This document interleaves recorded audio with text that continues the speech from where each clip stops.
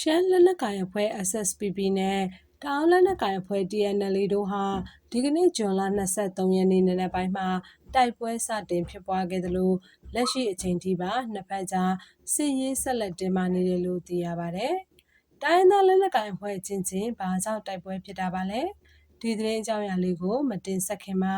နေจิตမီဒီယာကို Subscribe နဲ့ Like လေးလုပ်ပေးဖို့မြင်တာရက်ခံပါရစေ။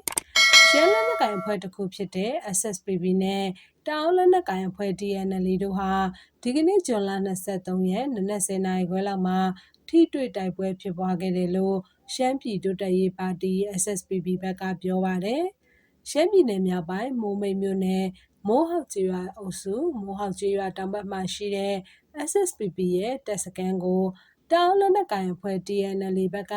စစ်ကြောင်း3ကြောင်းနဲ့ထိုးစစ်ဆင်ဝင်ရောက်တိုက်ခတ်ခဲ့တာဖြစ်တယ်လို့ဆိုပါတယ်။အဲဒီလိုစစ်ကြောင်း3ကြောင်းနဲ့ဝင်ရောက်တိုက်ခတ်ခဲ့တဲ့အတွက်နှစ်ဖက်အကြားအပြန်အလှန်ပစ်ခတ်မှုတွေဖြစ်ပွားခဲ့ပြီးအချိန်နှင်းငယ်ကြာမှာတော့တအောင်းလက်နက်ကိုင်အဖွဲ့ကပြန်လည်ဆုတ်ခွာသွားခဲ့တယ်လို့ဆိုပါတယ်။လက်ရှိအချိန်မှာနှစ်ဖက်ပစ်ခတ်တိုက်ခိုက်တာတွေ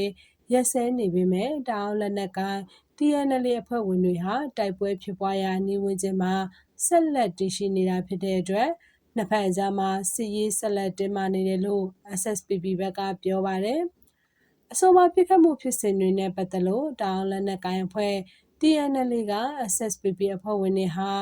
သူတို့ရဲ့တပ်ဖွဲ့ဝင်တွေကိုခြုံခိုပြစ်ခတ်တိုက်ခိုက်လာတာဖြစ်တယ်လို့ထုတ်ပြန်ပြောဆိုထားတာကိုတွေ့ရပါတယ်။တအောင်းလက်နက်ကိုင်အဖွဲ့ရဲ့တပ်မဟာ3ဟာစစ်သည်ရာ200ကျော်နဲ့မိုးမိတ်မြို့နယ်မိုးဟောက်ကျေးရွာဘက်ကိုဝင်ရောက်နေရာယူလာတာဖြစ်တယ်လို့သိရပါတယ်။တအောင်းလက်နက်ကိုင်အဖွဲ့ဟာအခုချိန်မှာ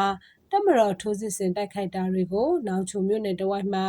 အပြင်းအထန်ခံနေရတော့လဲရှမ်းလက်နက်ကိုင်အဖွဲ့ SSPP ကိုတိုက်ခိုက်ဖို့စစ်ရေးချက်ထွင်လာတာပဲဖြစ်ပါတယ်။အခုချိန်မှာတော့တအောင်းလက်နက်ကိုင်အဖွဲ့ TNLA ဟာရှမ်းပြည်နယ်အတွင်းမှာအခြားသောတိုင်းရင်းသားလက်နက်ကိုင်အဖွဲ့နဲ့ပါနယ်မြေလူတဲ့ပြဿနာကိုဆက်လက်ဖော်ဆောင်နေလျက်ရှိတာကိုတွေ့ရပါတယ်။ပြီးခဲ့တဲ့ကာလတွေမှာလည်းလက်နက်ကိုင်အဖွဲ့ချင်းကြားနယ်မြေပြဿနာတွေများစွာဖြစ်ပွားခဲ့တာကိုလည်းတွေ့ရပါတယ်ရှင်။